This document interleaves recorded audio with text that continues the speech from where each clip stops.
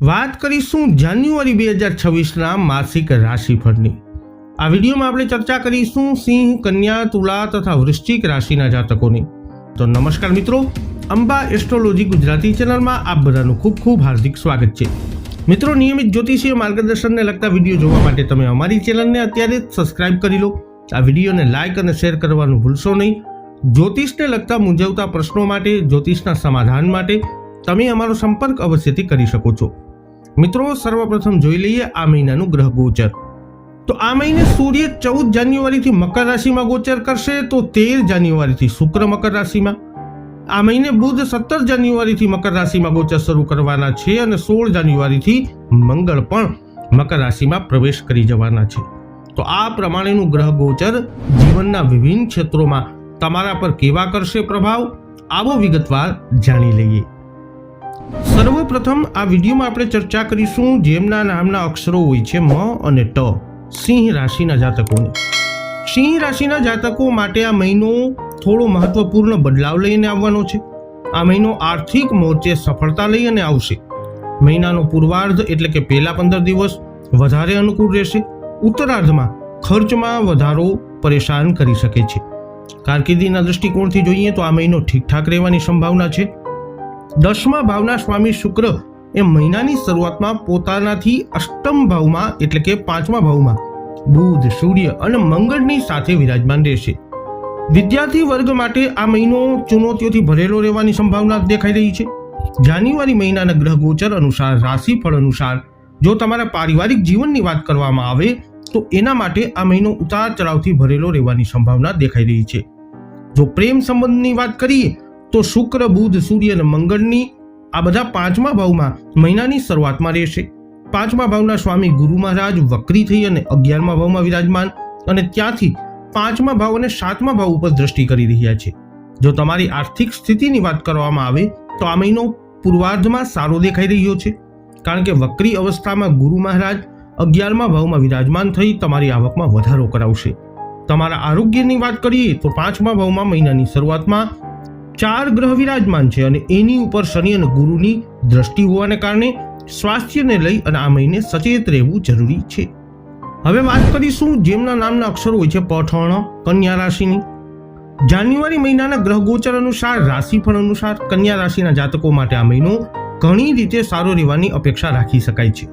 ગુરુ આખા મહિના દરમિયાન તમારા 12મા ભાવમાં વક્રી છે, જ્યારે શનિ 7મા ભાવમાં મજબૂત રીતે વિરાજમાન છે।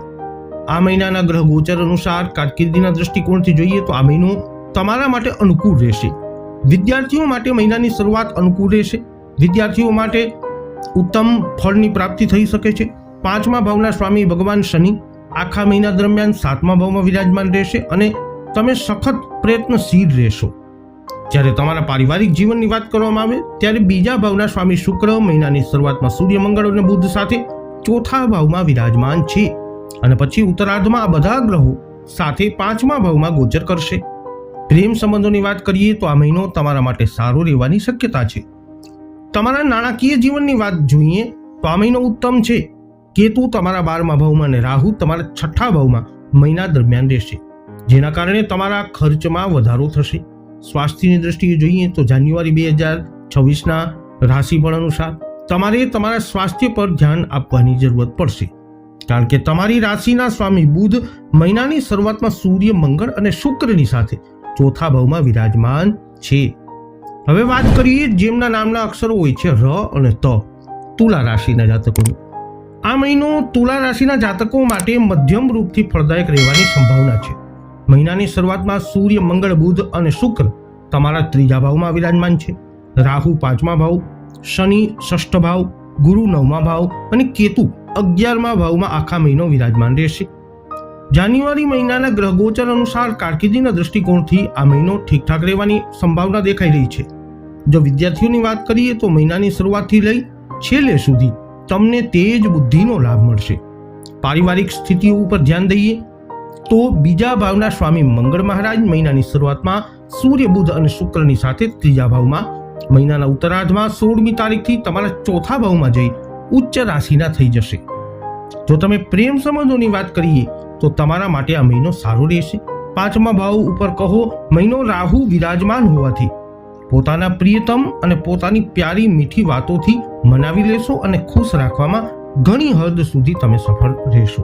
આર્થિક દ્રષ્ટિકોણથી જોઈએ તો આ મહિનો ઠીકઠાક રહેવાની સંભાવના દેખાઈ રહી છે. શનિ મહારાજ આખો મહિનો 6થા ભાવમાં બેસી અને 12મા ભાવ ઉપર દ્રષ્ટિ કરશે, જેનાથી તમારા હલકા ફુલકા ખર્ચ થશે. આરોગ્યના દ્રષ્ટિકોણથી આ મહિનો ઠીકઠાક રહેશે, તો પણ થોડી નાની મોટી સમસ્યાઓ તમને પરેશાન કરી શકે છે. હવે વાત કરીએ જેમના નામના અક્ષરો હોય છે ન અને ય, વૃશ્ચિક રાશિની. વૃશ્ચિક રાશિના જાતકો માટે ઘણી રીતે આ મહિનો સારો રહેવાની શક્યતા છે. મહિનાની શરૂઆતમાં સૂર્ય, મંગળ, બુધ અને શુક્ર તમારા બીજા ભાવમાં રહેશે, જે તમારા નાણાકીય ભાગ્યમાં વધારો કરશે અને તમારી નાણાકીય સ્થિતિને મજબૂત બનાવશે. કારકિર્દીની દ્રષ્ટિએ જોઈએ તો આ મહિનો થોડી સાવધાની રાખવાની જરૂરત છે. કેતુ આખા મહિના દરમિયાન 10મા ભાવમાં વિરાજમાન છે અને 10મા ભાવના સ્વામી સૂર્ય મહિનાની શરૂઆતમાં મંગળ, બુધ અને શુક્રની સાથે બીજા ભાવમાં રહેશે. વિદ્યાર્થીઓ માટે આ મહિનો પડકારોથી ભરેલો રહેવાની શક્યતા છે.